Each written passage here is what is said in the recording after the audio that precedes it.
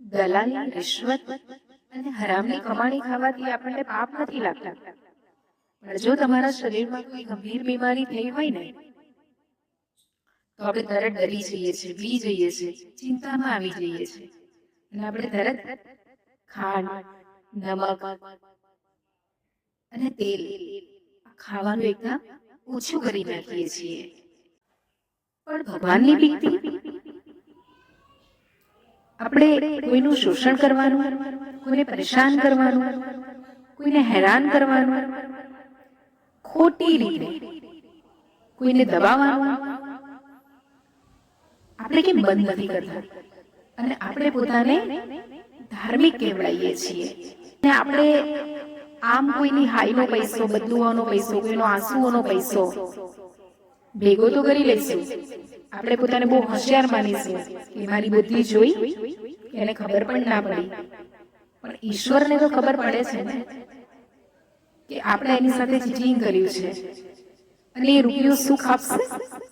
કેમ કે એક વાત બતાવું, એક વખત આઈસીયુમાં ચક્કર મારવાનું થયું તો એક ભાઈ લાસ્ટ સ્ટેજ ઉપર હતા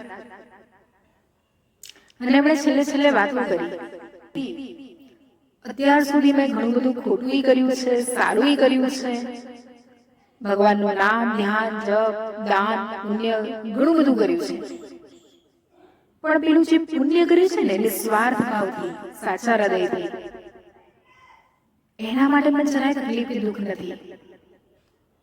પણ જે મેં ખોટી રિશ્વત લઈને, કોઈનું શોષણ કરીને, કોઈને નીચું દેખાડીને કે મારી બુદ્ધિનો ઉપયોગ કરીને મેં ખોટી રીતે કોઈના પૈસા પણ પડાવી લીધેલા છે, તો એ બધું અત્યારે મને યાદ આવે છે.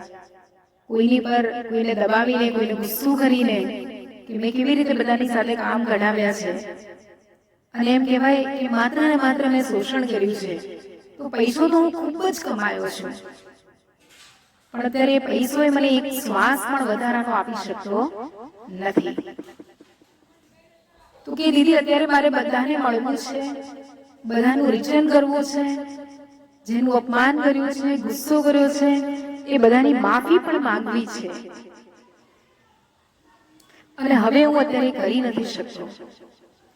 તો વિચાર કરો કે આપણે જીવન એવું જીવીએ જ્યારે અંતિમ સમય આવે ને, અંતિમ શ્વાસ ચાલતા હોય ને, ત્યારે આપણને આપણા જીવન ઉપર અફસોસ ના થાય કે ઈશ્વરે મને બુદ્ધિ તો આપી, શક્તિ તો આપી, પણ એનો ઉપયોગ મેં કોઈનું શોષણ કરવામાં, કોઈને નીચું દેખાડવામાં કે કોઈને તકલીફ આપવામાં, પરેશાન કરવામાં કે ખોટી બુદ્ધિ વાપરીને માત્ર ને માત્ર હાય વાળું, શ્રાપ વાળું, બદદુઆઓ વાળું, કોઈના દુઃખ અને આંસુ વાળું ધન ભેગું કરવામાં જ મેં મારી બુદ્ધિનો ઉપયોગ નથી કર્યો. એવો આપણને અંદરથી સુકૂન મહેસૂસ થવું જોઈએ, અંદરથી આપણને આનંદ આવવો જોઈએ આપણા જીવનનો.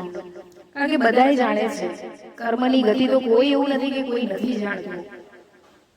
અજાણતા ટ્રાફિક સિગ્નલ બ્રેક થઈ જાય તોય ફાઇન તો ભરવું પડે છે અને જાણી ન કરીએ તો પણ ભરવું પડે છે અને કર્મનું ફળ તો સામે આવે અને આવે જ છે.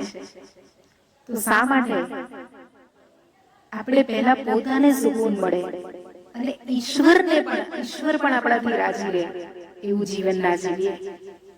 અને સાચા અર્થમાં તો આપણે આપણા કર્મને, આપણને જે સીટ આપી છે ઈશ્વરે, જે સત્તા આપી છે, તો એ સત્તાનો દુરુપયોગ નહીં કરી, એ સીટનો દુરુપયોગ નહીં કરી અને એને આપણે પ્રમાણિક રીતે અને જે કાર્ય માટે આપણને સત્તા કે સીટ મળી છે એ કાર્ય કરીએ આપણે, જેથી કરીને છેલ્લી ઘડીએ આપણને અફસોસ ના થાય.